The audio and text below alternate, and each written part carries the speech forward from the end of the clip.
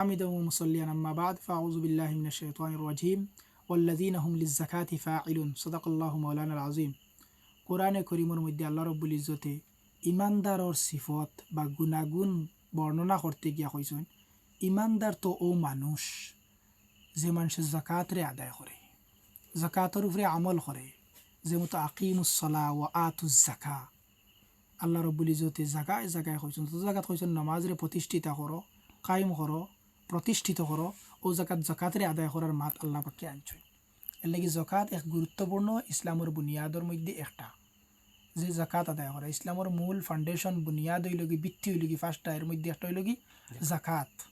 তো এখন মাথা এটা লগে আপনার প্রশ্ন জাকাত খার উপরে ফরজ পুরানা হিসাবে পুরানা যেটা হিসাব আছে নানি ই হিসাবে জাকাত ও মানুষের উপরে ফরজ ও ব্যক্তির উপরে ফরজ যে ব্যক্তির মালিকানাত 7.5 তোলা স্বর্ণ সোনা অথবা 52.5 তোলা রূপার মালিকানা থাকব বা 52.5 তোলা রূপার সমপরিমাণ টেকা নকদ টান গেছে থাকব।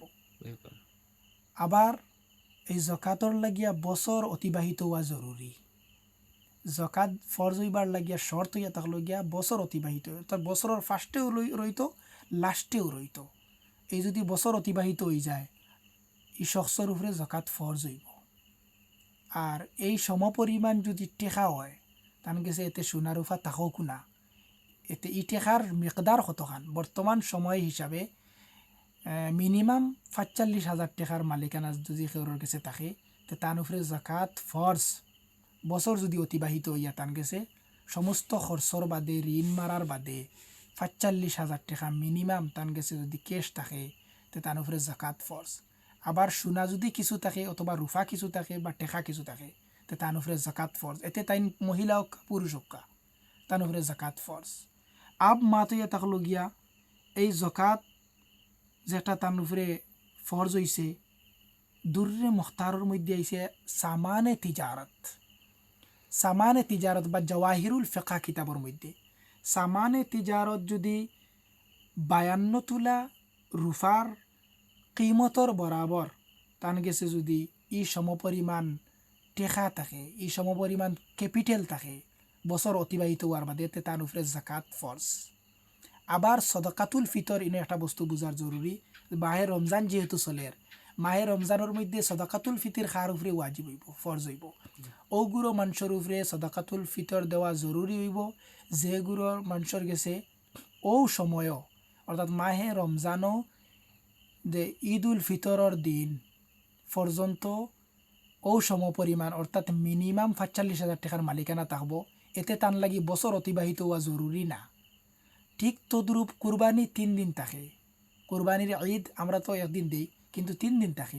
ঈদ উল আদহা যেগুলো হয় বাকারা ঈদ 3 দিন থাকে। এই 3 দিনের মধ্যে যদি সেও 45,000 টাকা মিনিমাম আমি যেটা টেকার মেকদার ক্যাপিটালের মেকদার ওটা হইয়া দিলে আর ফাইন্যান্সিয়াল সেওর গেছে মিনিমাম 45,000 টাকার মালিকানা থাকে তো তার উপরে ও দিন কুরবানি করা ফরজ।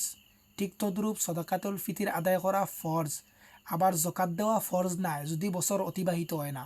অর্থাৎ জাকাত ফরজ হইবার লাগিয়া বছরের ফার্স্ট এবং লাস্টের মধ্যে এই 45,000 টাকার মিনিমাম মালিকানার তাই অধিকারী হইতে লাগবো বা 7.5 তোলা সোনা স্বর্ণ বা 52.5 তোলা রূপার মালিকানা হওয়া লাগবো। দ্বিতীয় প্রশ্ন কিটা? দ্বিতীয় প্রশ্ন হলো কারা জাকাতটা দেওয়া যাইব হুজুর? আচ্ছা জাকাত দিবা আপনি আপনার আসল আর ফরা ছাড়িয়া কিতাবর ভাষাত আসল আর নসল। আসল ও গুরুরে কোয়া হয় মা বাপ, আবার মার মা বাপ, বাপর মা বাপ, আবার তো এরা হইলা দাদা দাদি নানা নানি, দাদা দাদির মা বাপ, নানা নানির মা বাপ ওভাবে সিলসিলা যে গুফরে দি মারিয়া যাইব মা বাপর লাইনে এরারে আপনি জাকাত দিতে পারতা না।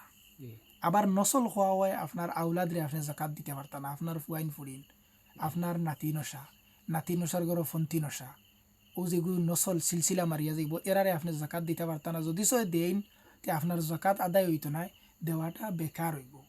এমনি সিলা রমি হিসাবে আপনি পয়সা দিতে পারেন কিন্তু জাকাত দিতে পারতা না, হাদিয়া দিতে পারবা ও গুররে আপনার হুফু, আপনার মই, আপনার চাচা চাচি, আপনার মামু মামি, ভাই বোন বাগনি এরারে আপনি জাকাত দিতা পারবা।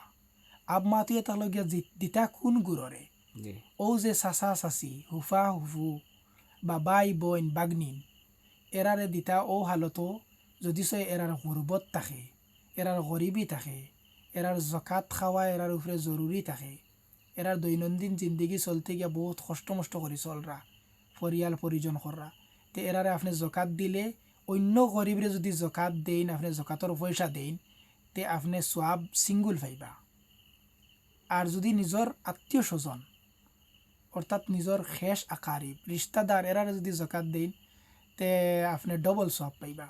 ঠিক তদ্রূপ মাদ্রাসার মিসকিন ফাউন্ডের মধ্যে যদি আপনি জাকাতর পয়সা দেন আপনি ডোনেশন করেন তে আপনি ডবল সোয়াব পাইবা। একটা হইল কি জাকাত আদায় করার সোয়াব, আর দ্বিতীয়টা এটা হলো গিয়া দিনর খিদমতর সোয়াব। সুবহানাল্লাহ। এর লাগে দিনই মাদারিসর তালবারে জাকাত দিলে ডবল সোয়াব পাওয়া যায় অন্যান্য ঘুরাবার মাসাকিনের তুলনাত, আর নিজের রিস্তাদারে দিলে ডবল সোয়াব পাওয়া যায়।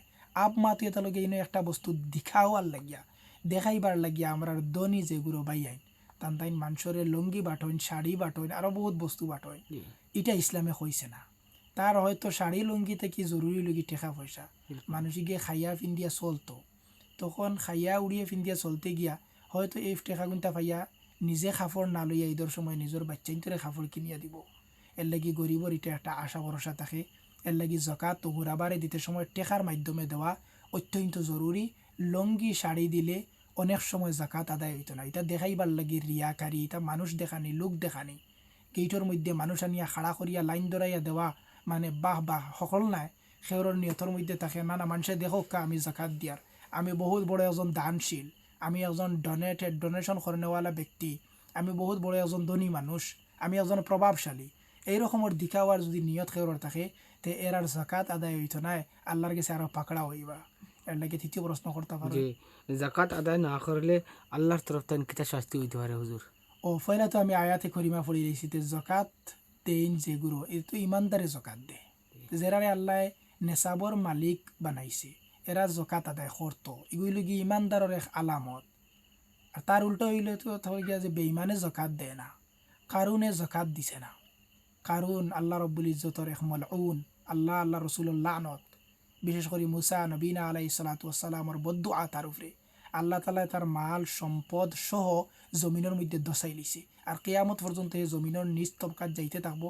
আর কাল কিয়ামতের দিন ফাজুকুল আযাবা বিমা কুনতুম তাকনিজুন, আল্লাহ কোরআন ওভাবে আয়াতর জুজ আইছে যত মানুষে জাকাত আদায় করতা না আল্লাহ মাল দিব তারারে, কিন্তু জাকাত আদায় করেন না তে এরার কাল কিয়ামতর দিন কঠিন শাস্তি হইব। আল্লাহ কইব শাস্তির মজা লইতে থাকো আর কারণের লগে হাসর হইব। আল ইয়াজুবিল্লাহ নাউজুবিল্লাহ মিন যালিক।